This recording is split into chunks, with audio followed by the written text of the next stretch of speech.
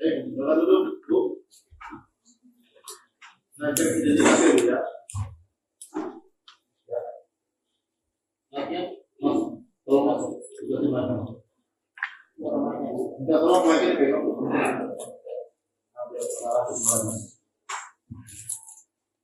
Saya bacakan identitasnya. Nanti kalau ada polisi.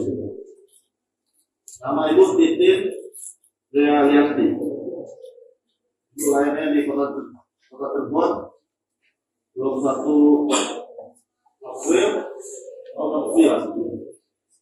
Kami perempuan alamatnya Permata Danuki Abdullah Blok C 611 C 008 LW 015. Kalijaga ada Mukti. Agama Ibu apa? Islam. Ibu di dalam KTP-nya pekerjaan Ibu sebagai karyawan swasta. Tuh. Cuma negara Indonesia. Di situ itu saya mencari profesi katanya cukup karyawan swasta. Oleh petugas suatu sertifikat. Saat itu Ibu memang karyawan swasta. Tidak, saya pegang beberapa perusahaan. Negara Indonesia ya. Ibu kenal dengan para pemohon. Ada keluarga. Kemudian orang Ibu bersedia untuk di update keterangannya untuk disupport terlebih dahulu. Silakan diri satu langkah ke depan. Ini sebagai saksi. Betul ya mulia sebagai saksi. Ikuti ucapan semuanya. Bismillahirrahmanirrahim. Bismillahirrahmanirrahim. Ini Allah satu sumpah bahwa saya sebagai saksi dalam perkara ini akan memberikan keterangan yang benar dan tidak lain daripada yang sebenarnya.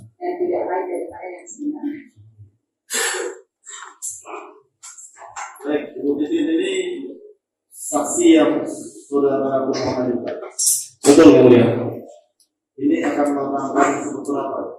Menerangkan karena beliau inilah Bu Titin adalah yang pertama mendapatkan kuasa dari keluarga dari para terpidana saat itu untuk mereka ini sebagai kuasa hukum, dan beliaulah yang banyak mengetahui di awal dan jangan katakan mendengarkan peristiwa dari awal ketika Bu Titin menangani peristiwa kejadian 2012 yang lalu itu. Semua perkara ya? Semua perkara. Baik, selamat pagi Bu Titin. Bu Titin sehat hari ini ya. Bu Titin, kita ingin mendengar langsung ke the point saja. Yang pertama, bahwa apakah Bu Titin benar atau tanggal berapa Bu Titin mendapatkan kuasa dari keluarga para terpidana di awal dari sejak penangkapan 31 Agustus 2016 yang lalu. Mungkin Ibu bisa ceritakan. Terima kasih. Sejak tanggal 31 malam hari 31 Agustus 2016, salah seorang yang ditangkap, orang tuanya datang ke kantor kami dan menyatakan anaknya ditangkap pada sore hari. Orang tua orang ada yang itu yang pertama. Selanjutnya, secara berturut-turut saya mendapatkan kuasa dari 7 tersangka lain dari tanggal 31 Agustus sampai tanggal 5 September 2016. Mohon izin yang mulia saya buka berkasnya. Boleh?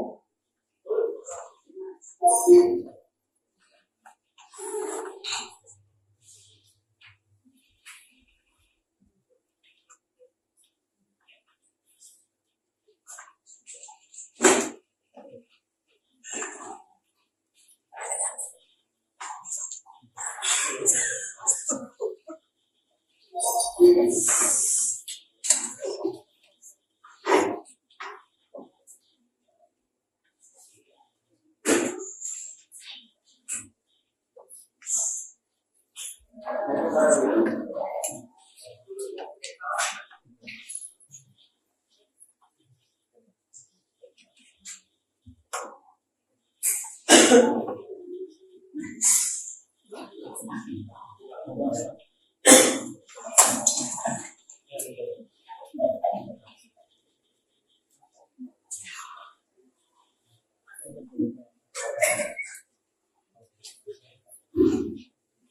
surat-surat kuasa yang saya dapatkan dari orang tua.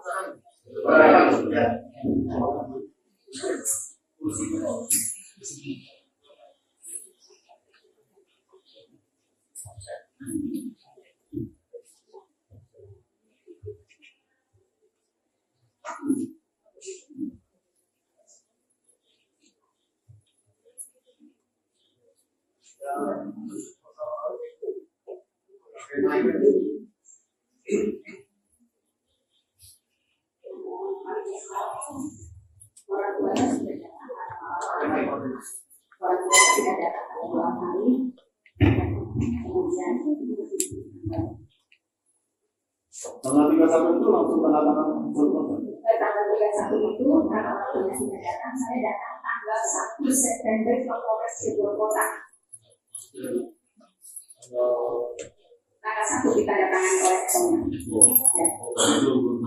Ya.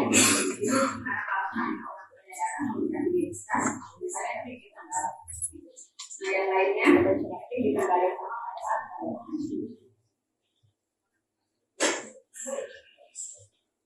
kecuali di Bali.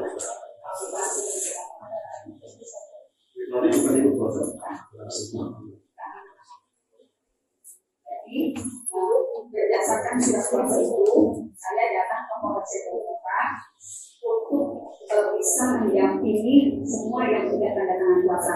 Tetapi pada saat itu anggota Polres Cirebon Kota tidak mengizinkan saya masuk, tetapi mengizinkan surat kuasa itu ditandatangani dengan cara dititikkan. Jadi saya menyatakan waktu itu saya dapat kuasa, kemudian dikomunikasikan belum ada perintah dari komandan untuk didampingi oleh pengacara. Jadi surat kuasanya silahkan dititipkan dulu. Jadi setiap surat kuasa itu saya titipkan, diambil keesokan harinya dalam kondisi sudah ditandatangani oleh semua tersangka. Jadi saya tidak pernah bertemu.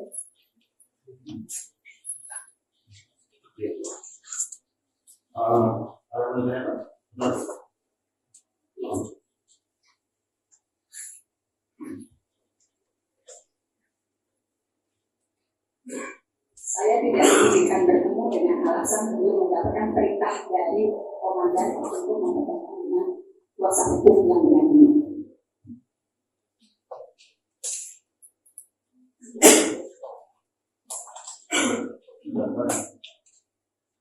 Ya, tanggal 1, tanggal 2, tanggal saya hampir setiap hari ke situ karena memang kan surat kuasa yang ditandatangani tanggal 2 saya serahkan tanggal 2. Kalau nak Eko dari tadi malam, karena Eko pertama kali orang tuanya yang datang ke kantor saya. Tanggal 31 orang tuanya sudah datang, makanya saya ketik ini di depan orang tuanya, kemudian diperlihatkan tanggal 1-nya saya baru datang ke Polres Cirebon Kota. 1 September. Ya, 2016. Saya serahkan waktu itu ke Bapak Imanuddin. Semuanya. Kan satu-satu Pak. Ya. Semuanya diserahkan karena beliau kenal dengan saya bilang saya pokoknya Bu Titi titipkan saja, besok diambil kembali. Jadi semua kuasa itu diserahkan pagi harinya, besok paginya baru diambil kembali dengan kondisi sudah ditandatangani. Anggota Polres Cirebon Kota. Saya lupa jabatannya kalau nggak lupa saya lupa.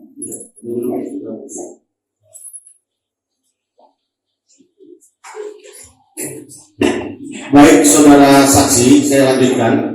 Setelah saudara saksi mendapatkan surat kuasa dari para terpidana, apakah saudara saksi dari tanggal 31 malam ya, Agustus ya, lalu baru tanggal 1 Septembernya,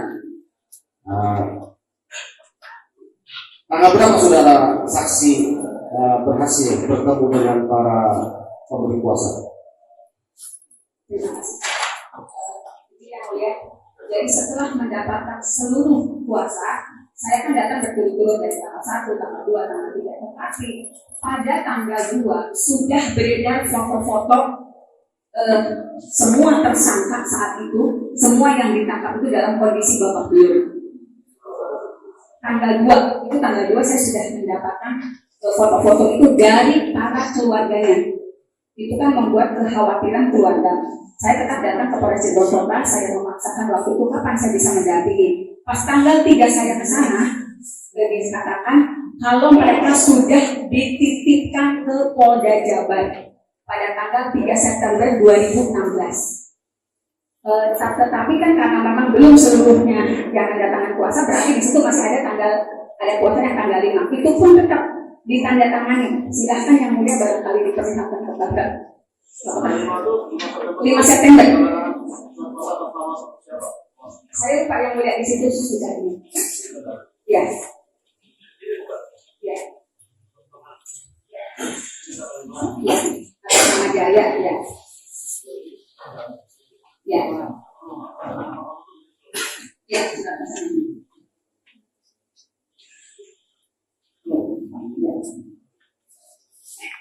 Ya, ya.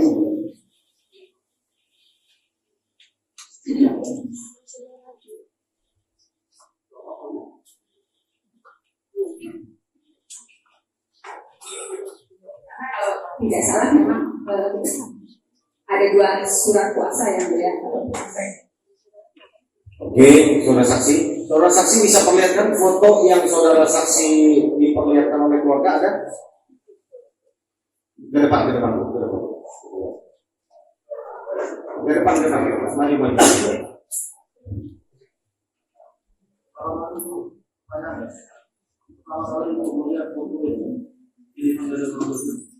Saya lupa kalau karena semua keluarga punya foto ini sebetulnya. Saya lupa waktu itu. Betul lupa. Tapi ini dari keluarga yang ditangkap. Ya. Oke, cukup ya. Jadi foto yang sama kami juga ada memiliki, jadi sudah sama. Nah, jadi setelah saudara saksi menerima kuasa, ya, tanggal berapa saudara berhasil akhirnya menemui para pemberi kuasa? Saya tidak pernah ketemu kecuali pas rekonstruksi, karena pada tanggal ketika tahu di Polda Jabar, saya juga mendatangi Polda Jabar pada tanggal 5. Kemudian tanggal 6 saya datang lagi ke Polda Jabar. Nah, pada tanggal 7, karena informasinya semuanya sudah di Polda Jabar, saya mendatangi Polda Jabar pada tanggal 7 September 2016 bersama keluarga yang ditangkap. Nah, pada saat itu karena kekhawatiran orang tuanya udah nggak bisa melihat anak-anaknya, kemudian ada foto yang beredar. Akhirnya kami berinisiatif untuk melaporkan ke Propam Polda di tanggal 7 September 2016. Namun waktu itu saya tidak bisa mendampingi ke Propam Polda untuk buat laporan karena surat kuasa aslinya belum diterima oleh Polda Jabar. Jadi saya nggak ngerti surat kuasa asli yang saya serahkan di Polres Cirebon Kota yang bukti mana itu sempat saya fotokopi dulu. Bu, saudara saksi, saya ingin melanjutkan tadi sebelum pertanyaan lain karena saudara saksi sudah menyinggung tentang laporan ke Propam Polda Jabar. Kami ingin mendengar keterangan dari saudara saksi, apakah laporan saudara saksi diterima, lalu apa proses lanjutan dari Propam Polda Jabar setelah menerima laporan dari saudara saksi? Bisa dijelaskan? Laporan ke Propam Polda Jabar tidak pernah ditindaklanjuti apa-apa. Saudara tidak pernah dapatkan surat pemberitahuan apa? Tidak sama sekali. Karena tidak pernah mendapatkan informasi apapun dari Propam Polda pada tanggal 13 September 2016. Saya juga bersama keluarganya melapor ke Komnas HAM. Saudara saksi pernah diperiksa di Polda Jabar di Propam? Enggak pernah. Sebagai pelapor? Enggak pernah. Enggak pernah ketemu? Enggak pernah. Selain waktu awal kamu melaporkan? Ya. Tidak ada tindak lanjut lain? Tidak ada. Tidak ada surat dari Polda Jabar memberitahukan tentang apapun dari Propam? Enggak ada. Tidak ada. Sampai bergulir kasus ini ya? Ya. Oke. Mohon dicatatkan Mulia, ini keterangan sangat penting karena di dalam fakta persidangan ada kesan bahwa ini perkara Eko sudah pernah diperiksa secara etik di Propam Polda Jabar mengenai penganiayaan terhadap para terpidana terdahulu. Mengenai dari keterangan saudara saksi ini, ternyata laporan dari kuasa hukum saat itu dari para terpidana belum pernah diproses laporannya di Propam Polda Jabar untuk dicatatkan saja di berita acara persidangan. Makasih yang mulia. Kemudian saudara saksi, kami ingin menggali lagi, bertanya, setelah tidak berhasil bertemu lalu saudara saksi ke Komnas HAM, ya. Lalu apa lagi yang saudara saksi lakukan? Ke Komnas HAM sebetulnya pengaduannya lebih tinggi karena di situ dinyatakan kalau foto-foto ini juga dilampirkan ke Komnas HAM, kemudian juga di situ juga disebutkan ada sakat kalimat, kemudian juga disebutkan penangkapan yang tidak sesuai prosedur, semuanya disebutkan. Laporan pengaduannya arsipnya masih ada pada saya. Ada respon dari Komnas HAM? Responnya Komnas HAM pada tanggal 7 Januari 2017 mengirim surat ke Polda Jabar untuk mengklarifikasi apa yang saya sampaikan di tanggal 13 September 2016 ke Komnas HAM. Jadi setelah 4 bulan berarti ya? Ya. 4 bulan ya? Baru direspon ya? Bukan direspon. Komnas HAM mengirim surat kepada Polda Jabar untuk mengklarifikasi laporan saya. Ya, artinya baru direspon oleh Komnas HAM kan? Ya. Saudara saksi melaporkan kan bulan September. Ya. Baru ada surat Komnas HAM ke Polda Jabar bulan Januari kan? Januari 2017. Ya, artinya 4 bulan sesudah saudara saksi melaporkan ke Komnas HAM. Ya. Sebelumnya tidak ada surat dari Komnas HAM atau apa? Tidak ada, karena surat itu juga diterimanya pada bulan Januari. Surat yang saudara saksi laporkan juga diterima bulan Januari maksudnya? Enggak, surat yang Komnas HAM meminta klarifikasi ke Polda Jabar, kan tembusannya. Saudara saksi punya dokumen ya, tanda menyerahkan surat ke Komnas HAM tanggal berapa ya? Punya semua. Terima kasih. Saudara saksi sesudah saudara saksi melaporkan ke Komnas HAM, ya, lalu kan dijawabnya di Januari, lalu yang kembali ke September ya, tanggal berapa akhirnya berhasil bertemu dengan para terpidana dan siapa? Saya tidak pernah bertemu dengan semua terpidana terdakwa waktu itu sampai mereka rekonstruksi. Tetapi pada tanggal 15 September 2016, karena kan saya juga punya nomor handphone waktu itu masih handphone model klik. Saya waktu itu berulang-ulang karena saya terus cari tahu siapa yang bisa saya akses di Polda. Saya orang Cirebon, nggak ada akses ke Polda. Akhirnya saya dikasih nomor penyidik Polda Jabar yang orang Indramayu pada tanggal 15 September 2016. Karena saya terus memohon agar saya bisa mendampingi dan hanya kepada penyidik yang dari Indramayu itu mau yang berkomunikasi dengan saya. Namanya Pak Dodi. Pada tanggal 15 September 2016 saya dikasih kabar besok Sakatata tahap 2 tanggal 16 September 2016.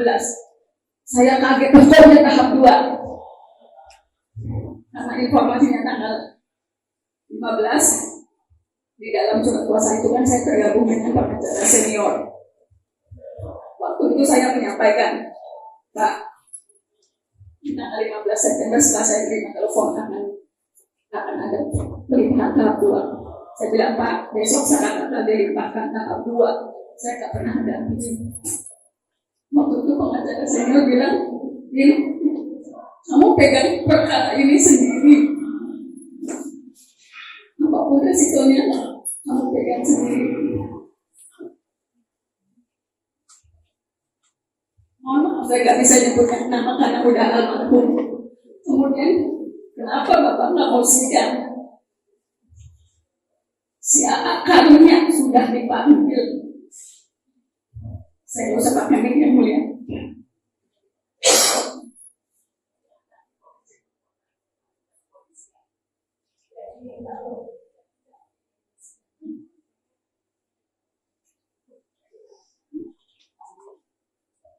Dipakai kembali terbuka.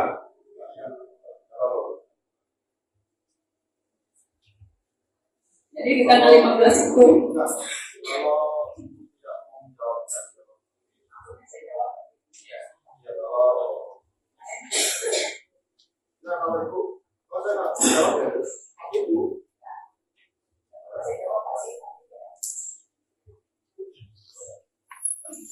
Oke. kemudian pada tanggal 16 September itulah 16 September 2016 saya baru bertemu dengan Jakarta tanggal September 2016 dan kondisinya BAP itu sudah jadi. Karena saya juga shock ketika tanggal 15 saya mengkomunikasikan, saya harus jalan sendiri. Tanggal 16 ketika Jakarta datang itu ketemunya di kejaksaan dalam kondisi BAP sudah jadi, hanya nama saya yang dikosongkan. Saya juga susah berkomunikasi dengan Jakarta saat itu. Saya masih melihat luka-lukanya. Cuma pandangan saya kosong banget. Saya susah, saya nanya apapun, dia juga nggak ngerti saya pengacaranya. Padahal waktu itu ada kakaknya, ada selis. Tapi jangankan dengan saya, punya orang luar, orang yang dia tidak kenal. Dengan selis juga, Zaka, kamu apa yang terjadi? Dia nggak bisa cerita. Saya masih anak-anak waktu itu 15 tahun. Pandangan matanya kosong. Dia seperti berada di dunia yang dia nggak ngerti. Saya susah berkomunikasi. Saya baca BAP itu betul. Saya waktu itu mengambil resiko yang terbesar. Kalau saya nggak tanda tangan, walaupun saya tidak mendampingi, saya sudah dikasih kabar kalau ibu udah nggak mau tanda tangan sekarang, saya akan didampingi oleh pengacara yang ditunjuk oleh negara. Itu yang bikin saya berat karena saya dari tanggal 1 udah nyari mereka. Akhirnya walaupun saya betul tidak mendampingi saat BAP, di tanggal 16 itu saya tanda tangani karena sebelumnya juga saya sudah dikasih kabar ya akan berjalan sendiri dan resiko apapun harus diambil. Kalau begini saya berdampak pada profesi saya sebagai pengacara, saya siap dihukum, saya siap menerima sanksi dari profesi advokat karena memang saya menandatangani itu karena saya juga udah berusaha banget untuk mendapatkan mereka sebelum saya ketemu saat kali 16. Dan itu sebetulnya ditandatangani itu di kejaksaan kota, ya, kejaksaan kota Cirebon di kantornya. Saya uangnya lupa, tapi itu memang ditandatangannya di kantor kejaksaan. Nah setelah itu, kalau tidak salah, jaksa waktu itu membuat satu dokumen lagi yang menyatakan kalau saat data melakukan pemukulan. Itu pun saya nggak bisa konfirmasi ke Saka, betul nggak kamu melakukan itu? Karena betul-betul saat data dalam kondisi yang susah diajak bicara. Saya tahu banget bagaimana dia ketakutannya saat itu. Jadi ada berkas lagi, tapi dokumennya saya nggak punya karena itu kejaksaan yang pegang. Yang menyatakan saat akan memukul. Saya juga terpaksa menandatangani karena kalau tidak ditandatangani saat akan dipilihkan pengacara yang ditunjuk oleh negara. Baik, saudara saksi, sekali lagi saya ingin mengkonfirmkan saudara saksi masih punya BAP-nya Sakatata yang saudara mengaku menandatanganinya di kantor kejaksaan tanggal 16 September supaya kita konfirmasi.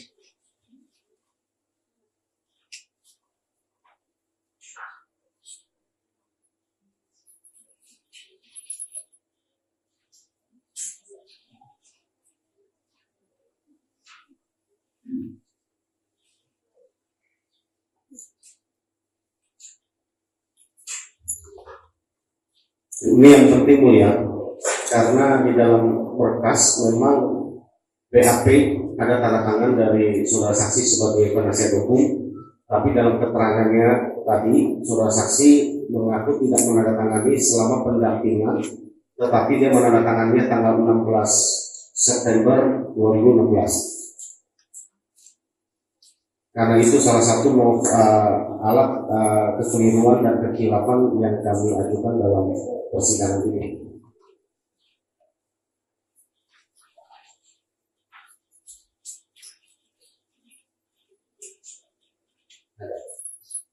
Oke, ini aja Bu.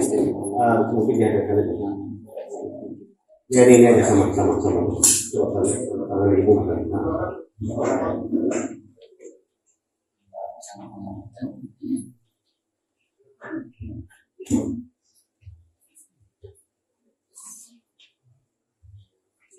Ya, ikuti tanda tangan saya.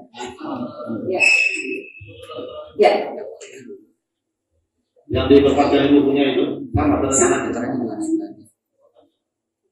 Dari tanggal 16 September itu yang saya bukan biasa. Ini benar.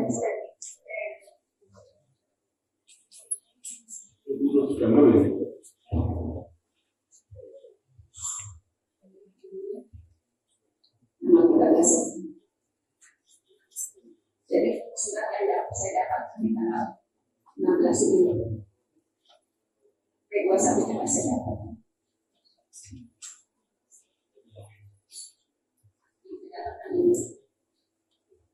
Tapi P21 nya masih dapat. Ya, yang tanggal 16 itu komunikasinya tahap 2, tapi suratnya diberikan dulu. Ya. Maka ke tahap 2, saya katakan ada tanggal 16 di Kejaksaan, tapi tertanggalnya ini saya dapatnya. Ya.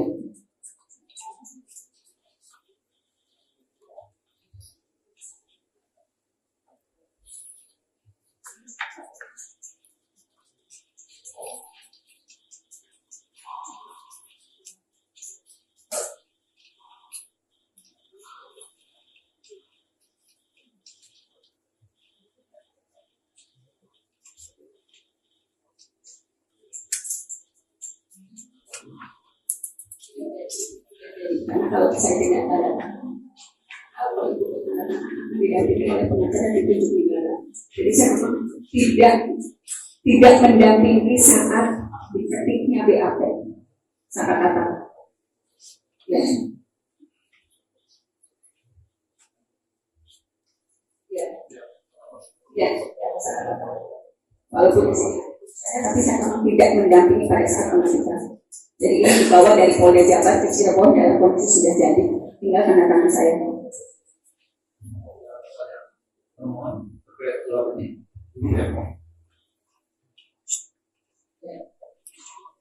surat di tanggal 16. Tanggal 16 dengan informasi dari anggota Polda yang menyatakan ini tahap 2. Ya, tanggal 16 tahap 2. Karena tanda tangannya di ruangan Kejaksaan, cuma saya lupa ruangan. Lagi buat suratnya kan 2020. Sekarang dulu. Oke, saudara saksi. Jadi yang di BAP tadi itu betul tanda tangan saudara ya, saksi ya? Ya, Di BAP ya? Dan saudara saksi menandatanganinya bukan saat pendampingan di Polres Kota Cirebon ataupun di Polda Jabar ya? Bukan. Tetapi di Kejaksaan pada saat tahap 2. Kejaksaan mana jelasnya? Kejaksaan Kota Cirebon. Kota Cirebon, tahap 2 ya? Tahap 2. Oke. Saudara saksi, berapa BAP yang sudah tertangani? Hanya untuk tersangka Saka Tatal atau dengan terpidana lain? Hanya Saka Tatal saat itu. Hanya Saka Tatal saat itu. Saudara saksi bertemu dengan Saka Tatal saat itu? Waktu tahap 2? Ketemu. Bagaimana keadaannya?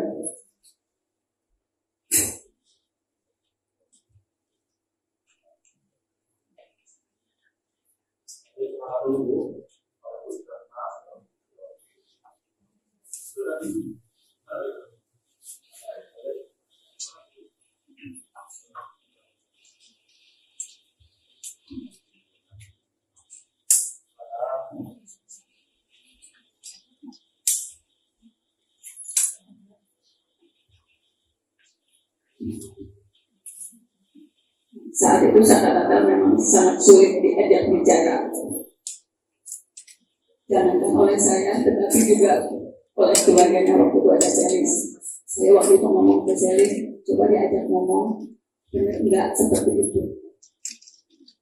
Kata-kata cuma geleng-geleng kepala, tapi dia nggak jawab apa-apa.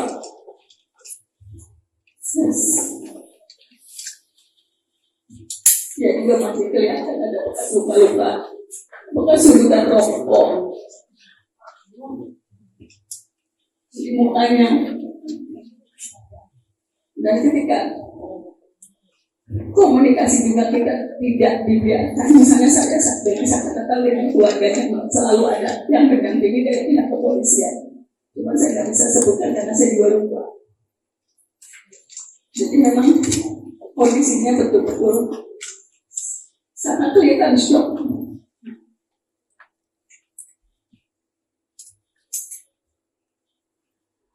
Dia menerima perlakuan yang luar biasa karena dia sempat menulis di secari kertas yang disampaikan kepada keluarganya. Saya disiksa, disuruh minum air kencing. Cuma kalimat itu yang dia tulis di kertas kemudian dikasih ke keluarganya. Cuma untuk komunikasi dia nggak bisa sama sekali. Dan kejadian itu sampai November 2016 sekarang masih susah diajak ngomong ketika sudah dirikan juga.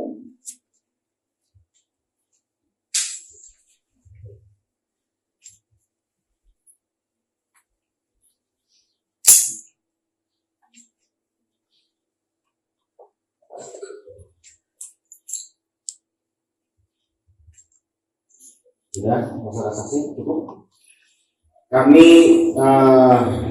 ingin mengetahui tersangka yang lain. Di awal kan para keluarganya memberikan kuasa kepada saudara saksi selain Sakatatal. Apakah yang lain itu saudara saksi berhasil menemui dan kapan berhasil menemuinya? Dan apakah masih saudara saksi menjadi kuasa hukumnya untuk selanjutnya? Kecuali Sakatatal, saya yang lainnya tidak pernah menemui karena memang tidak pernah diizinkan untuk masuk ke Polda Jabar. Tetapi pada saat rekonstruksi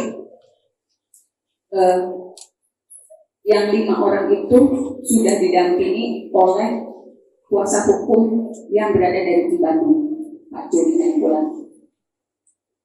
Apakah Pak Joni tidak terkonfirmasi mengenai kuasa yang diberikan oleh saya tidak paham. Tapi pada saat rekonstruksi barulah saya dan keluarga semua terpidana melihat anak-anak itu dibawa ke Cirebon. Termasuk Sudirman? Ya, termasuk Sudirman. Kami mendengar saudara saksi pernah di dalam podcast mengatakan saudara dekat sekali dengan Sudirman. Bagaimana bisa ceritakan terpidana Sudirman?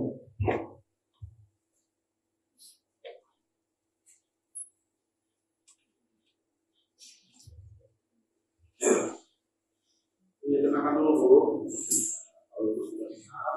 Kalau itu mau minum silakan di kalau di sini kalau mau di Pak saya izin tenangkan diri mau minum dulu.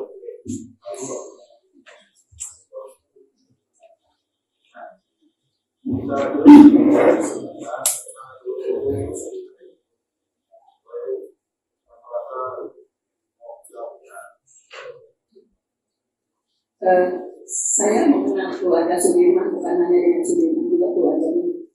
Karena ketika saya pegang kuasa, saya cari tahu bagaimana latar belakangnya, bagaimana prototip keluarganya, bagaimana karakter mereka secara keseluruhan. Pada saat itu yang saya lihat, ibu dan ayahnya Sudirman, mohon maaf, bukan orang yang pandai berkomunikasi.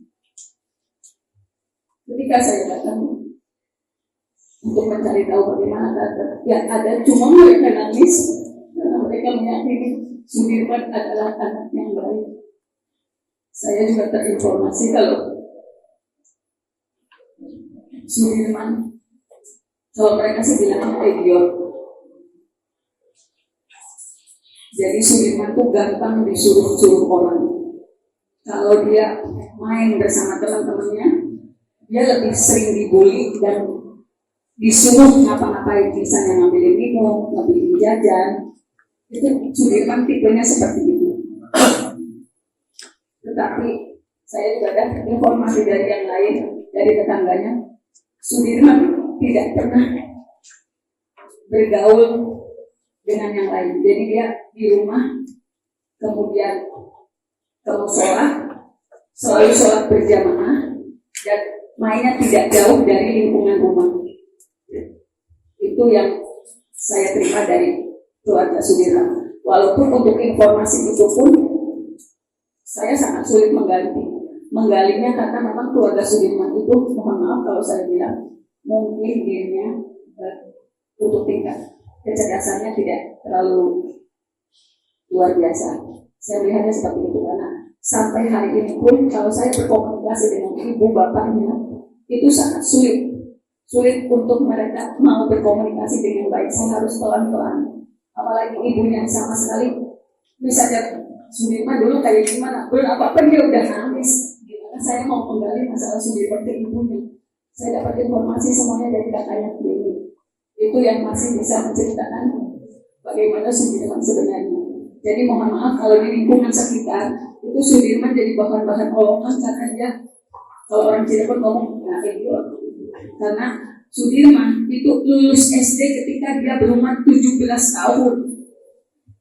Jadi nggak naik kelasnya sampai 4 kali. Oke, terima kasih Saudara Saksi. Pertanyaan saya terakhir, bagaimana Saudara Saksi bisa menceritakan keadaan dalam ruang sidang dan kapan khususnya Sakatatalnya? Nah, itu tanggal berapa dimulai sidangnya, lalu diputusnya kapan, saksi apa saja yang dihadirkan, dan bagaimana situasi sidangnya? Itu yang dari saya, mungkin bisa diceritakan. Saya katakan sidang tanggal 3 Oktober 2016. Putusannya tanggal 10 Oktober 2016. Ya, 7 hari sidangnya. Ya, setiap hari. Untuk kasus 340 itu yang pertama disidangkan ya, 1 bulan setelah dia dilakukan penangkapan. Tanggal 31 Agustus ditangkap, 3 Oktober sudah disidang. Ya, tanggal 10 sudah putusan. Tanggal 10 Oktober sudah putusan. Ya, lanjut cerita.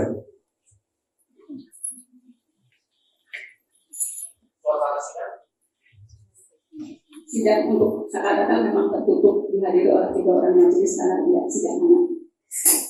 Tetapi kondisi di luar sidang kami mendapat tekanan yang luar biasa. Karena waktu itu karena yang dihembuskan adalah isu geng motor yang memiliki kekejaman luar biasa. Itu pula, dan mereka sangat sadis. Itu pula yang disampaikan oleh Hakim Ketua Ibu Etik waktu itu ketika ditanya wartawan.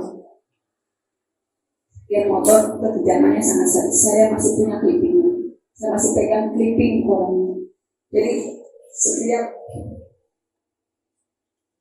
saat tadi dibawa ke ruang sidang menuju lorong, jangankan Saka, saya juga mendapatkan perlakuan yang luar biasa. Saya sempat diludahi karena dianggap membela pembunuh. Bahkan ada anggota dewan namanya Pak Jafaluddin yang langsung memimpin sidang. Dengan suara keras dia menyatakan, nanti anaknya pengacara juga mengalami nasib serupa seperti Vina. Mobil saya juga sempat digoyang-goyang, walaupun saya berusaha balik agak jauh.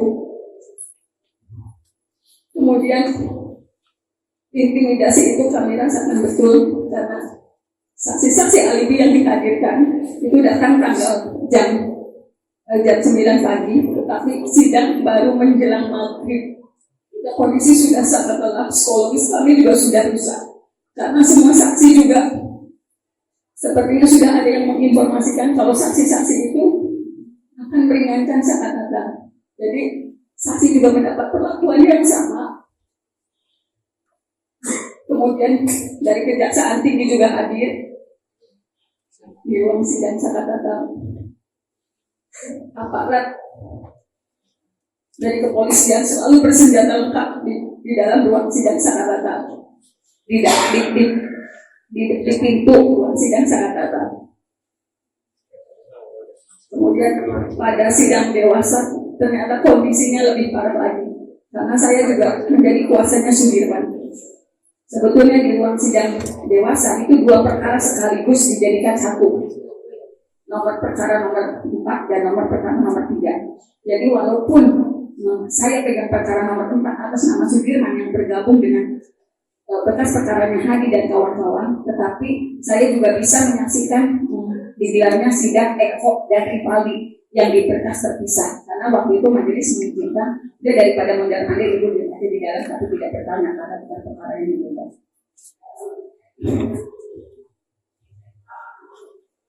Kalau dalam sidang TK hari ini jaksa selalu menanyakan apakah ada penganiayaan pemukulan oleh hakim dan jaksa. Sebenarnya saya yang bisa bercerita. Secara psikologis kami dirusak betul-betul oleh penyidik yang masuk dengan membawa pistol untuk memberikan keterangan. Dan jaksa sama sekali tidak pernah memerintahkan pistol itu ditaruh. Justru yang ngomong pistol itu disimpan karena kekhawatiran justru dari pengacara. Kemudian juga ada seorang penyidik. Ada seorang anggota kepolisian waktu itu dijadikan saksi. Karena sebetulnya di sidang dewasa, anak-anak sudah menyatakan, saya disiksa, saya disetrum, terpaksa mengakui sesuai BAP karena sudah ditulis di papan tulis. Itu sebenarnya sudah disampaikan di sidang 2016. Saya disuruh minum air kencing, sebetulnya sudah, dan itu saya cantumkan dalam pledoi saya sebetulnya. Tetapi semua diabaikan oleh majelis. Kemudian juga ada seorang, saya lupa namanya, dia masuk, mohon maaf, kalau waktu itu kami melihatnya dia dalam kondisi yang tidak stabil. Karena ketika diminta menjadi saksi marah-marah, kemudian ketika dikonfirmasi apakah betul orang ini yang melakukan saksi yang melakukan pemukulan, waktu itu saya ingat betul Eko yang mengangguk, ya betul, bapak ini yang mukul saya. Tetapi saat itu saksi dari kepolisian bangun dengan menarik kursi, kemudian ketika keluar dari ruang sidang, sebelum keluar dari sidang, dia berbalik, terus menunjukkan tangan seperti pistol ke Eko di depan majelis, di depan jaksa, kemudian keluar dan membanting pintu. Itu yang saya sebut penganiayaan secara psikologis, dan itu tidak siapapun berani menegur. Hakim waktu itu menjelaskan, mohon maaf, harap dimaklumi karena yang bersangkutan sedang sakit. Jadi hakim yang membela pada saat itu ketika, ya saya lupa orangnya, saya lupa siapa. Jadi hakim ketua yang menyatakan dimaklumi aja karena yang bersangkutan sedang sakit. Demi Allah saya katakan itu yang sebenarnya. Ada Cindy sendiri yang juga hadir di ruang sidang dan merupakan pengacara Rivaldi. Boleh dikonfirmasi ke semua termohon. Siap, pemohon. Saya lupa yang mulia, saya lupa. Atas perkara yang nomor 4 dan nomor 3. Karena kan sidangnya sebenarnya jadi satu. Ya? Enggak, perkara nomor 4 dulu ketika sudah selesai, perkara nomor 3. Nah, saya tuh walaupun perkara nomor 3 saya tidak keluar dari ruang sidang. Yang perkara nomor 3 atas nama Eko, karena waktu itu Eko yang langsung ditunjuk oleh yang bersangkutan. Yang mulia, boleh kita minta konfirmasi dari pemohon Eko untuk berkaitan dengan kesaksian tadi untuk memuatkan betul apa tidak verifikator hukum. Oh ya, kalau diizinkan boleh maksudnya. Ya, makasih. Dari saya cukup boleh. Saya menambahkan satu aja Bu Titin Bu sebagai saksi. Ibu kan megang harta untuk perkara anak dan Sudirman. Kapan ibu terima berkas perkara? Karena sebagai kuasa kan kita harus punya berkas untuk kemudian kita bisa membuat pledoi dan lain sebagainya. Terima kasih pada saat Cirebon pada saat 3 Oktober 2016 saya sudah mengajukan permohonan untuk meminta berkas salinan berita acara. Mohon maaf suratnya masih ada, boleh diterima? Boleh. Biasanya saya pikir angkat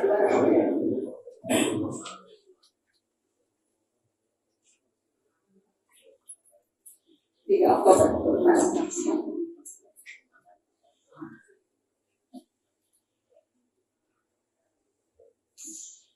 Ini yang saya katakan.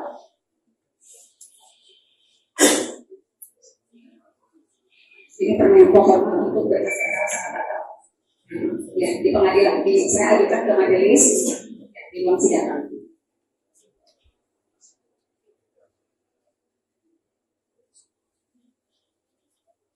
Ya, ke majelis hakim.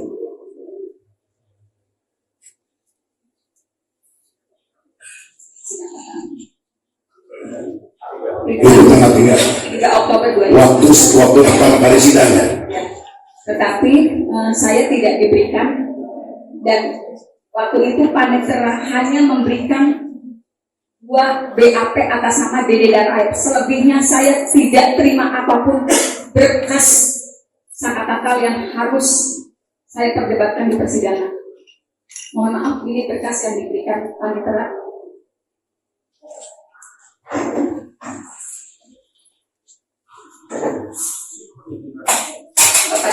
Ya.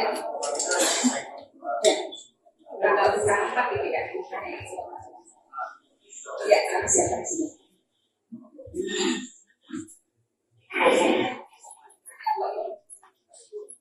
Dengan alasan waktu itu belum selesai dijilid.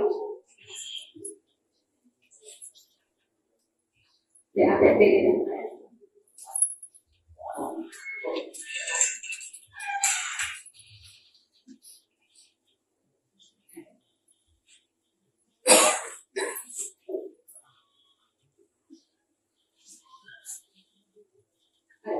Yang saya lihat di sana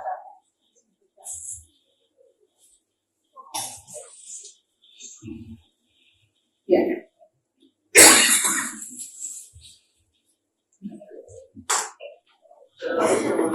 Ada? Iya masih. Jadi yang ibu terima itu berkas dari perkara yang lain kan? Bukan. Ini berkas ini yang tebal itu diberikan pada saat Kan yang saya tanya, kan ibu mohonkan kepada majelis untuk misalnya istilahnya gitu berkas-berkas. Umumnya kan langsung ya silakan dengan panitera biasanya gitu ya. Nah yang ibu terima kan kemudian diberikan oleh panitera itu berkas itu. Bukan, nggak diberikan. Yang diberikan hanya 2 ini, BAP Iya. dan AF. Iya, itu kan bukan berkasnya, bukan kan? Berkas yang di perkara lain kan? Enggak, kan keterangan DDR di Jadi hanya itu yang ibu dapat. ya, hanya diberinya hanya BAP-nya Dede dan AF. Apa itu nggak minta lagi? Saya sudah ini, tapi memang belum selesai dijilid karena kan sidang juga cepat katanya nanti juga. Belum selesai dijilid tapi udah di sidang. Ya. Saya kurang paham. Tapi oke lah. Alasannya belum selesai dijilid. Tapi sudah disidangkan. Ya. Berapa kali ibu minta permohonan untuk mengkopi atau Ya, setiap sidang juga saya minta ke panitera, kan kalau surat resminya sudah saya berikan ke majelis. tetap sampai akhir sidang tidak diberikan kecuali yang 2 ini. Ya, kecuali BAP-nya Dede dan AF. Kan memang kalau sidang anak itu Cepat. pengadilannya cepat ya Bu ya, kalau seminggu saya pikir nggak masalah juga gitu. Pertanyaan saya adalah bagaimana ibu membuat pembelaan untuk perkara ini? Kan Saya ibu nggak pegang berkas, ya. fakta persidangan juga apa adanya gitu. Bagaimana ibu bisa melunut dari awal kejadian sampai adanya pembunuhan? saya membuat pledoi itu berdasarkan keterangan saksi yang sebetulnya terus diarahkan. Jadi gini, pada sidang saat tatal yang dimintai keterangannya itu saat tatal terlebih dahulu, keterangan terdakwa terlebih dahulu, kemudian keterangan saksi belakangan, saksi alibinya belakangan.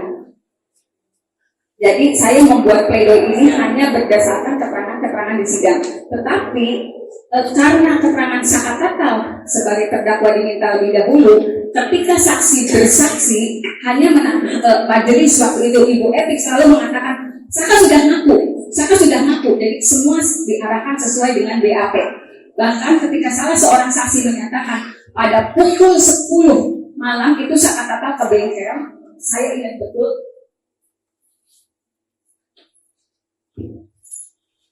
Karena itu juga termemori sampai hari ini dengan kerasnya ketika saksi menyatakan pada jam 10 tanggal 2 kami itu lewat ke flyover Talun mau ke bengkel, tetapi karena di situ ada ramai-ramai, ada polisi, mereka mengira razia. Sebelum selesai menjelaskan, ketua majelis waktu itu menyatakan mana ada bengkel buka pukul 10 malam. Jadi semua keterangan saksi yang disampaikan itu selalu diarahkan sesuai BAP ketika karena saat tatal dulu yang dimintai keterangannya. Jadi saya pembelaan saya waktu itu hanya berdasarkan keterangan-keterangan saksi di persidangan walaupun ditolak seluruhnya. Kemudian seperti yang saya sampaikan tadi pada tanggal 15 September 2016 saya sudah harus menghadapi sendiri ketika saya menyusun pledoi. Itu kan nomor perkara yang dicantum. Saya ngetik pledoi itu, tetapi nomor perkara yang dicantumkan waktu itu nomor perkara 16. Karena ngetiknya di kantor, mungkin waktu itu karyawan tuh masukinnya nomor pendaftaran surat kuasa. Saat saya menjadi kuasanya saya katakan 195 itu nomor surat kuasa. Ketika saya membacakan pledoi, setelah itu hakim menolak dengan alasan tidak pernah memeriksa perkara nomor 195, padahal itu nomor surat kuasa. Jadi saya pada saat pembelaan dianggap tidak melakukan pembelaan. Karena kita menyatakan banding, saya terima berkas banding jaksa tanggal 26 Oktober 2016, karena kan banding. Saya terima berkas banding jaksa tanggal 26 Oktober 2016. Karena tetapi jaksa menyerahkan memori banding itu tanggal 24 Oktober 2016. Saya baru terima berkas memorinya tanggal 26. Saya menjawab memori banding, kontrak memori banding jaksa sekaligus menyerahkan memori di tanggal 31 Oktober 2016. Tetapi dalam putusan di tingkat banding ternyata memori banding dan kontrak memori banding saya oleh pengadilan negeri tidak pernah diserahkan ke pengadilan tinggi. Saya punya dokumennya kalau saya pernah menyerahkan memori banding dan kontrak memori banding, tetapi oleh pengadilan negeri. Punya dokumennya mana coba?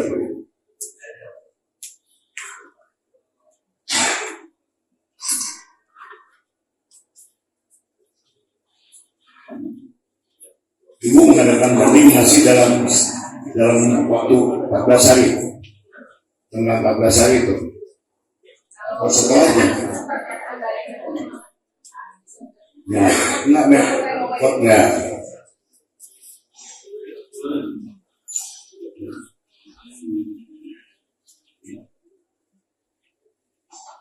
Kan waktunya 7 hari.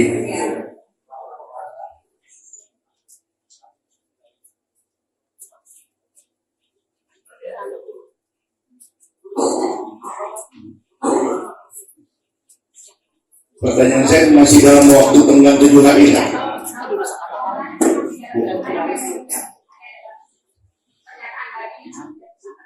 Oh, pada waktu ponis langsung ini menyatakan banding.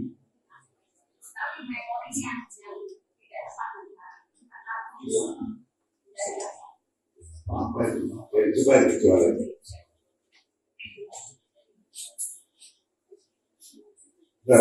kita mengkorek ini supaya kita tahu bagaimana peradilan pada waktu itu berjalan gitu, sesuai dengan hak atau dengan sebagainya gitu. Ya.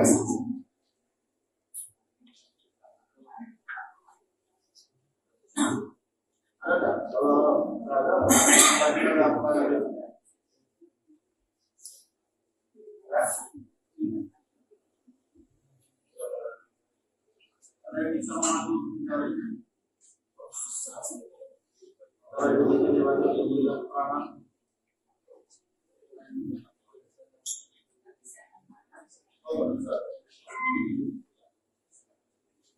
Yang penting buat kami adalah memori banding ibu sudah ada diterima oleh kejaksaan gitu.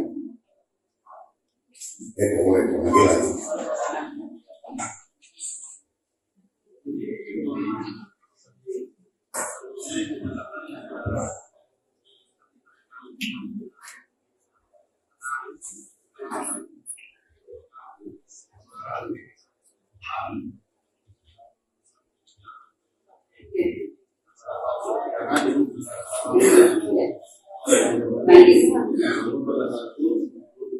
Memorinya ya. Karena jasa banding saya banding. Biasanya banding dulu. Ya, jasa banding ya. Jasa banding juga. Jadi kita sama-sama banding. Ini memorinya. Ya. Sidangnya dibuka tanggal 10. Tanggal 10. Ya, tanggal itu tanggal 10 tadi kan. Ini kapan dikirim? Nah, ibu serahkannya kapan?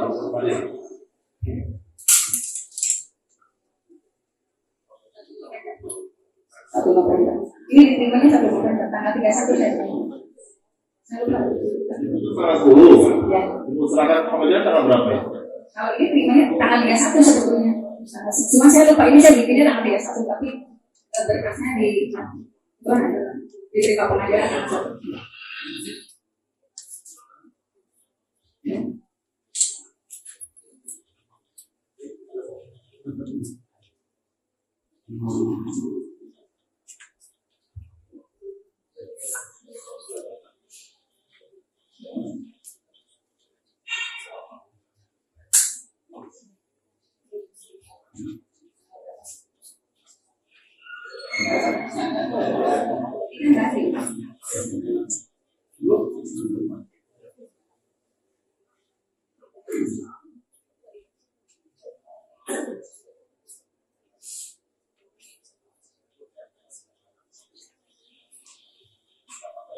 Jadi terkonfirmasi ya Bu ya bahwa memori banding ibu diterima di pengadilan.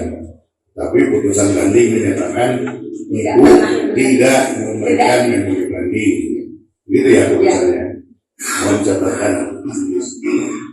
Satu lagi nih, ini soal pembelaan. Saya lama lah saya jadi pengacara ya, dan tidak pernah menemukan yang seperti ini. Karena ini bukan masalah prinsip, itu masalah teknis, masalah teknik dan masalah itu. Betul, ibu tidak diterima pembelaannya. Betul, karena tertuang dalam putusan kami tidak pernah memeriksa nomor perkara sekian. Tertuang dalam putusan di pengadilan negeri. Oleh karena kesalahan teknis yang soal nomor itu tadi bukan nomor perkara tapi nomor kuasa. Nomor kuasa. Karena dalam memori banding juga saya menyatakan kalau saya salah mengetik walaupun itu nomornya nomor kuasa yang diterima di pengadilan, tetapi jaksa melakukan yang sama, mengeluarkan surat yang dikeluarkan oleh kejaksaan tapi diterima oleh pengadilan. Jadi saya sudah menyampaikan itu. Ya, saya juga sering kali puluhan kali bahkan itu kalau ada kesalahan itu biasanya direvoi. Karena materinya materi pembelaan sidang. Ya. Oke, nggak apa-apa. Ya. Memang faktanya seperti itu. Ya. Karena dituangkan dalam putusan, kami tidak pernah memeriksa nomor perkara sekian, ada di dalam putusan 195 sekian. Padahal itu daftar surat kuasa saya mendampingi saat kali persidangan. Ibu kan kuasa pada waktu dia melihat dan merasakan lah. Ibu itu kriminalisasi atau bagaimana itu menilai itu? Karena akibat itu kan ini di penjara seluruh ibu. Saya hadir di sini di 2016 sebetulnya saya yakin Pak majelis Saya yakin nggak pernah ada peristiwa pembunuhan dan pemerkosaan yang tertuang dalam dakwaan. Karena ternyata itu saat berjalannya proses dari dakwaan saja sudah banyak masalah. Misalnya gini, pada dakwaan saat itu Peggy yang disebut DPO oleh jaksa disebutkan turut melakukan pemerkosaan. Tetapi di dakwaan nomor 4 Peggy hanya meraba-raba. Silakan itu diperiksa oleh kejaksaan. Jadi orang yang sama di peristiwa yang sama melakukan tindakan berbeda di dakwaan Sakatatal dan di dakwaan 5 terdakwa waktu itu. Di dakwaan Sakatatal itu Peggy turut memperkosa yang pada akhirnya dibebaskan di Prapi. Tetapi di dakwaan orang dewasa Peggy hanya meraba-raba dan itu terkonfirmasi ketika Polda Jabar melakukan jumpa pers ketika Peggy tertangkap. Kemudian saya melihat itu rekayasa karena anggota kepolisian dari Polsek Talun yang melakukan olah TKP itu tidak pernah mengakui berkas yang disodorkan di pengadilan mengenai jatuhnya korban karena judulnya pembunuhan dan pemerkosaan. Jadi waktu itu anggota Polsek Talun sudah menyatakan darah itu hanya berada di tubuh korban laki-laki, di tubuh korban perempuan. Kemudian juga ada serpihan daging di tiang PJU. Kemudian juga ada warna motor yang nempel di median jalan. Jadi sudah disampaikan di persidangan dan mereka menolak sketsa yang disodorkan majelis. Apakah ini sketsa yang dibuat? Kami tidak pernah membuat sketsa itu. Sebetulnya sudah dijawab oleh anggota Polsek Talun yang menyatakan itu kecelakaan lalu lintas. Kemudian juga sebetulnya dari 2016 saya sudah mendapatkan informasi orang tua pelapor yang mengalami kecelakaan lalu lintas sudah mengajukan klaim asuransi diduga pada tanggal 27 Agustus 29 Agustus 2016. 27 kejadian, 28 lagi dimakamkan, 29 Agustus 2016 saya mendapat informasi sebetulnya klaimnya diajukan. Kalau untuk waktu itu kan kecelakaan tunggal. Kalau untuk anggota TNI dan Polri, anggota keluarganya walaupun kecelakaan tunggal mendapatkan penggantian dari jasara harja. Nilainya hanya separuh. Dan sudah di ACC informasinya, silakan ini barangkali dari Kapolri sendiri yang harus menindaklanjuti. Informasinya cair 12,5 juta. Tapi karena pada tanggal 31 dini hari ada informasi mengenai kesurupan yang menyatakan ini adalah pembunuhan dan pemerkosaan, dan sebetulnya di sidang 2016 itu disampaikan oleh orang tua Vina. Sebetulnya saya nggak tahu masalahnya, saya tahunya kecelakaan, tapi tiba-tiba ada yang kesurupan itu pembunuhan, pemerkosaan, terus saya dikasih tahu. Jadi gitu. Jadi berubahnya konstruksi kecelakaan itu setelah adanya rekaman kesurupannya Linda. Tapi waktu itu tidak disebutkan nama Linda. Di persidangan hanya disebutkan temannya Vina ada yang kesurupan dan menyatakan ini pembunuhan dan pemerkosaan. Itu disampaikan di persidangan oleh orang tua korban, dan saat itu orang tua korban perempuan meyakini informasi dari kepolisian karena mereka memberikan rekaman itu kepada kepolisian.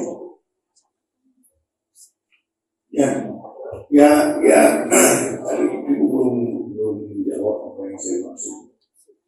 Ibu yang merasakan dan melihat, Ibu yang berkuasa pada waktu itu sehingga A sampai Z-nya tentu Ibu tahu. Nah, dalam persidangan karena ini menyangkut predikat kita sebagai kuasa hukum, maka ini saya perlu pertanyakan. Kenapa saya perlu pertanyakan? Ini jadi pelajaran untuk yang akan datang. Hal-hal seperti ini tidak boleh lagi. Kalau ada yang menyatakan bahwa ini kemudian jadi peradilan sesat, terserah ya. Tapi saya menyatakan janganlah kita jadi harus. Masa dalam persidangan tidak diberikan berkas? Bagaimana mau bikin pembelaan? Apa gunanya Ibu ada di sana? Itu nggak ada gunanya juga, hanya melengkapi pasal aja bahwa didampingi. Itu faktanya bahwa kemudian ibu menandatangani PAP itu di kejaksaan, itu bagaimana ceritanya? Saya juga baru mendengarnya, Bu. Ya tapi udahlah, saya hanya memohon mudah-mudahan hal seperti ini tidak terjadi lagi dan ke depan kita akan bisa lebih baik lagi. Terima kasih. Ya, yang mulia izin yang ringan-ringan saja yang mulia. Bu Titin kan memang menjadi kuasa hukum dari Sakat Tatal untuk perkara Sakat Tatal, dan kemudian kuasa hukum Sudirman untuk perkara nomor 4. Dan tadi Ibu cerita bahwa Ibu juga hadir di perkara nomor 3, ya. Oke. Pertanyaan saya, ini kalau bisa Ibu ingat-ingat supaya ini clear dan clean di dalam proses pengajuan PK ini. Apakah termohon yang jaksa yang ada di sini ada yang terlibat tahun 2016? Lupa saya. Lupa. Ya. Terus majelisnya berbeda. Berbeda. Oke. Clear and clean. Karena beliau ini hadir di dalam 3 perkara untuk peristiwa yang sama. Hanya ibu ini yang hanya saksi ini yang bisa menceritakan, karena dia hadir di seluruh perkara. Ya, kasus peristiwa Eki dan Vina ini disebut. Tapi jelas bahwa ibu hari ini tidak terintimidasi. Saya tidak terintimidasi. Tidak ada perlakuan kasar ke ibu hari ini. Tidak ada. Terima kasih. Majelis, saya mau tanya satu hal. Saya ingin ketegasan Ibu Titin sebagai saksi.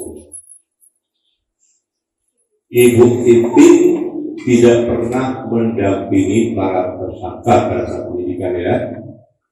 Ibu Titin tidak pernah mendampingi pada saat dilakukan pemeriksaan terhadap para tersangka. Jadi sama sekali tidak pernah. Dan Ibu Titin sebagai saksi saat ini, yang dulu sebagai pengacara para tersangka, tidak pernah membaca BAP dari mereka. Waktu sangat datang kan sempat saya baca dulu. Ya, Terus kan saya coba nanya, sehingga aku tidak, tapi dia kan nggak percaya. Dia dua, dia itu pandangannya kosong, saya nggak bisa nanya banyak sama dia. Ini kamu betul enggak? Soalnya saya harus tanda tangan. Tapi kan sebelumnya sudah ada informasi yang kalau ibu mau tanda tangan, hari ini juga kan masih ada. Oke. Pertanyaan saya, Ibu tidak pernah mendampingi, tidak pernah ikut dalam pemeriksaan, tapi Ibu baca BAP. Kemudian Ibu tanda tangan BAP itu. Kenapa itu Ibu lakukan? Kalau Ibu tidak pernah mendampingi, tidak pernah sebagai, ini ketegasan saja supaya masyarakat buat menonton mulai live ini, supaya mereka tahu bahwa sesuai dengan keterangan beberapa saksi yang lalu, mereka juga diminta tanda tangan BAP yang sudah jadi. Berarti Ibu tanda tangan BAP yang sudah jadi. Clear ya? Terima kasih.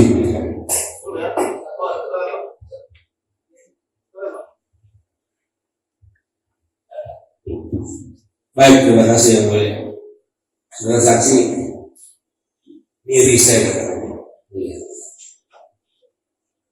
Saudara saksi, upaya apa yang Anda lakukan pada saat dalam pemeriksaan itu yang tidak bisa mendampingi atau membuat surat kah, atau protes atau mengadu kemana? Saya penjelasan. Para orang tua tersangka saat itu sangat berharap saya bisa mendampingi anak-anaknya. Sangat berharap karena mereka juga keyakinan tidak pernah melakukan perbuatan yang dituduhkan. Mereka sangat berharap. Walaupun dalam kondisi berat, saya mendapatkan tekanan sangat persidangan. Saya juga jauh sebelum sidang, orang tua daripada tersangka ini terus memohon agar dapat keyakinan mereka tidak salah. Saya juga sebagai karena saya orang media, saya juga sempat memohon kepada media. Ini ada yang salah dari perkara ini. Saya pernah jadi redaktur di Pusat Pikiran Rakyat. Suami saya juga pernah jadi ketua PWI. Saya berharap dengan posisi saya sebelum saya jadi pengacara, saya berharap dapat support dari teman-teman saya di media saat itu.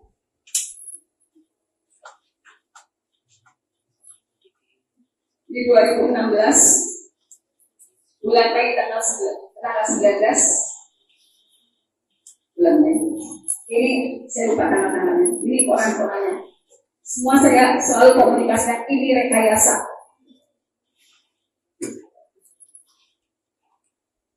Saat susah diajak komunikasi, saya selalu katakan ini ke media.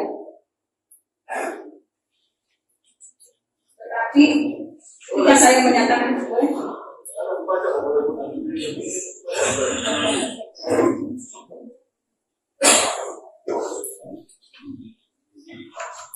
ini hakim yang menyatakan hakim di motor sadis dan kejam. Saya ngomong rekayasa, media hanya membeli situasi segini dan tidak bisa dijadikan halaman satu.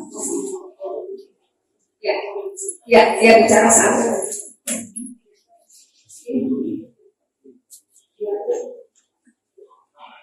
Ya, yang dewasa. Bulan Mei itu pada saat hakim menangani perkaranya sangat akal. Dia membuat keterangan pers. Kemudian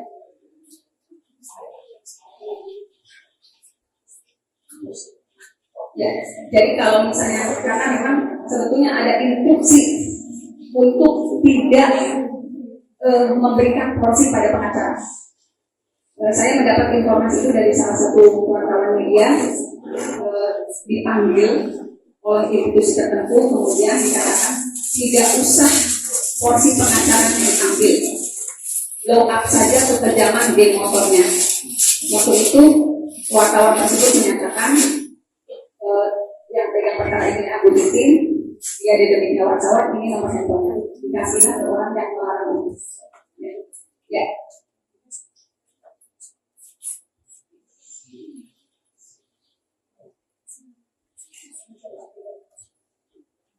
Dibacakan. Ya. Ya. Tapi setelah melakukan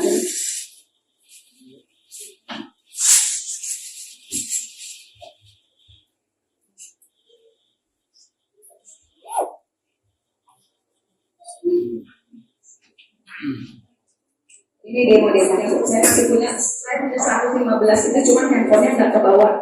Ada 115 foto. Ini demo di depan pengadilan. Ya. Yang di pengadilan itu yang anggota polisi yang dimajukan ke sana, tapi ke Eko. Karena waktu itu Eko mengatakan, ya saya dianiaya oleh orang itu.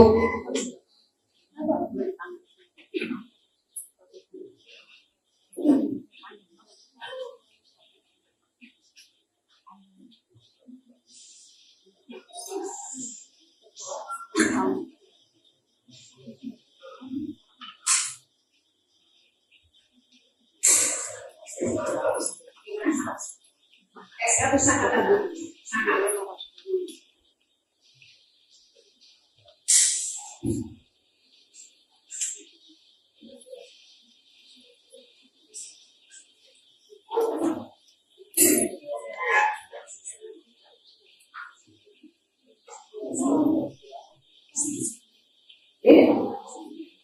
Di sini masih ada sih, cuma penting-penting ya.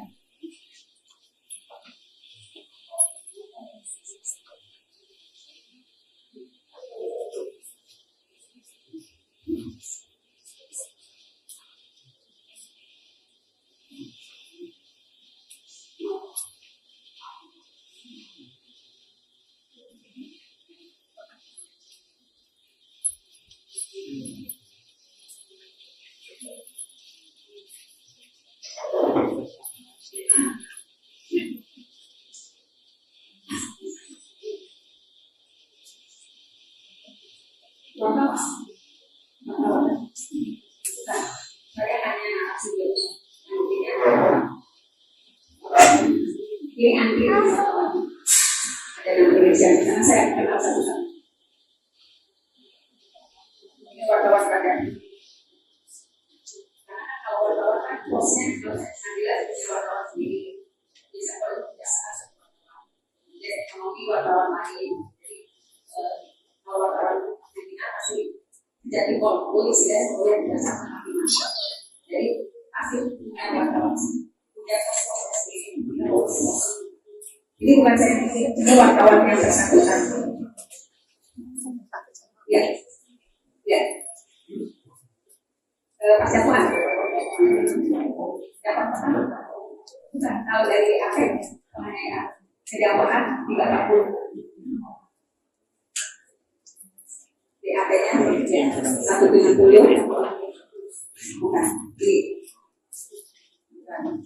Dari BAP-nya 170, kedakwaan ada 30.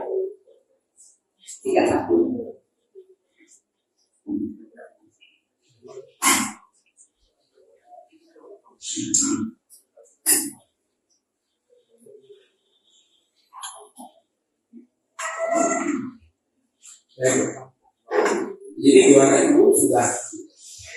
Ya. Yes.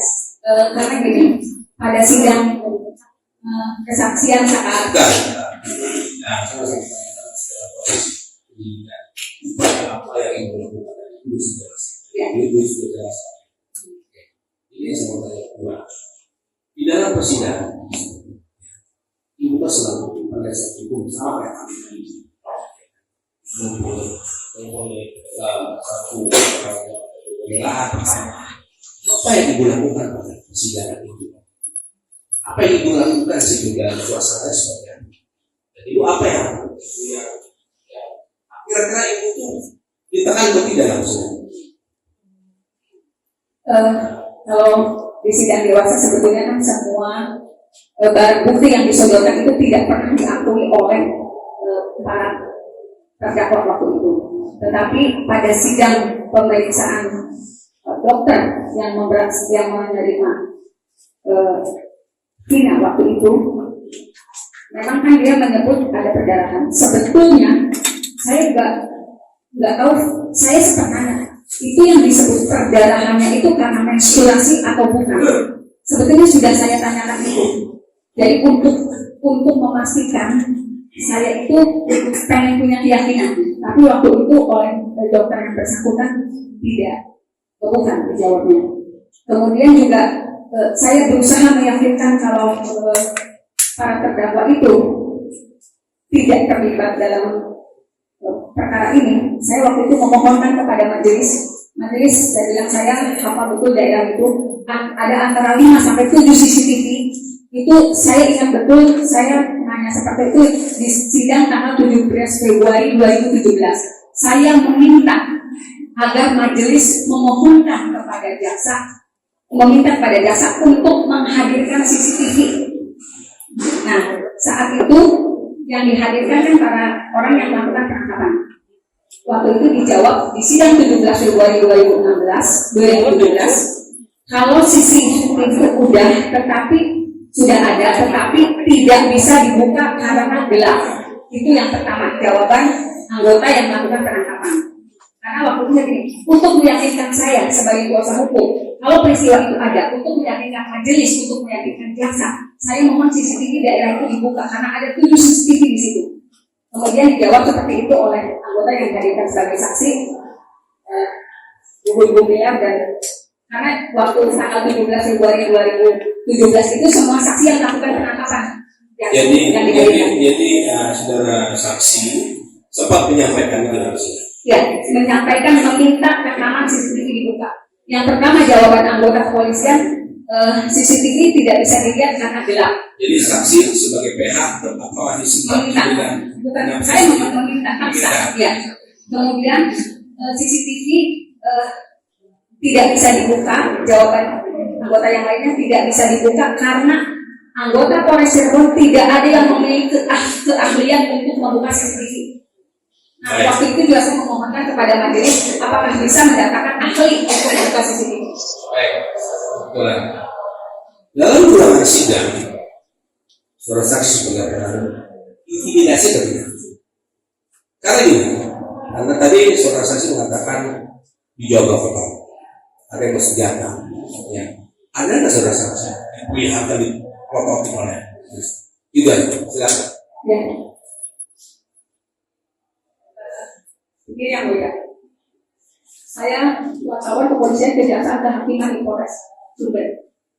Suami saya ketua PWI, wartawan kepolisian kejaksaan di Polres Kota Cirebon.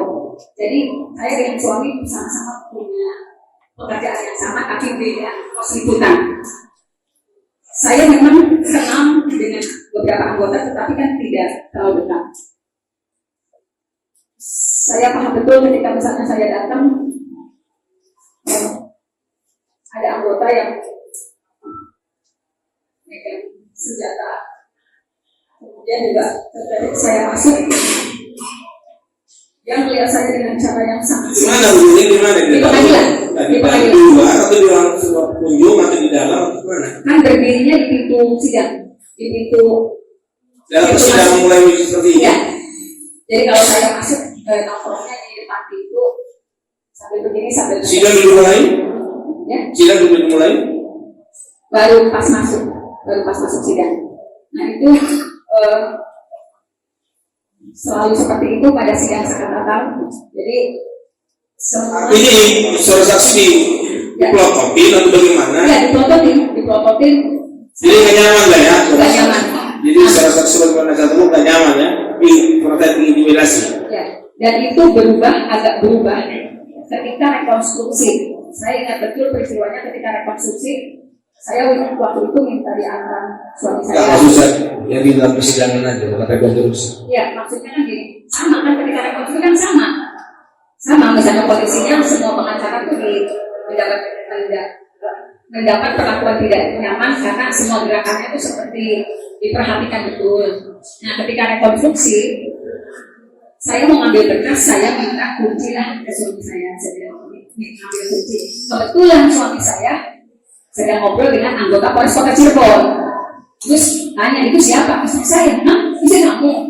Nah, dari situ kelompoknya mulai berubah. Jadi mungkin tahu suami saya juga awal dari Jawa PWI, kemudian jadi mulai nggak sekeras dulu ketika dia belum tahu istri dari ketua PWI itu. Dari awal keras banget, tapi setelah itu agak turun. Jadi sebenarnya kenapa saya ingin turun karena buat saya juga tekanannya luar biasa majelis. Sebetulnya kalau misalnya yang tahu hadir di situ bukan cuma pengacara, kok jaksa juga dalam kondisi tertekan. Saya yakin betul kita betul tidak nyaman ketika bersidang. Walaupun mohon maaf sekarang jaksa bersikeras tetap meyakinkan peristiwanya ada. Sebetulnya jaksa yang hadir di situ nggak nyaman. Yakin, saya sih yakin betul.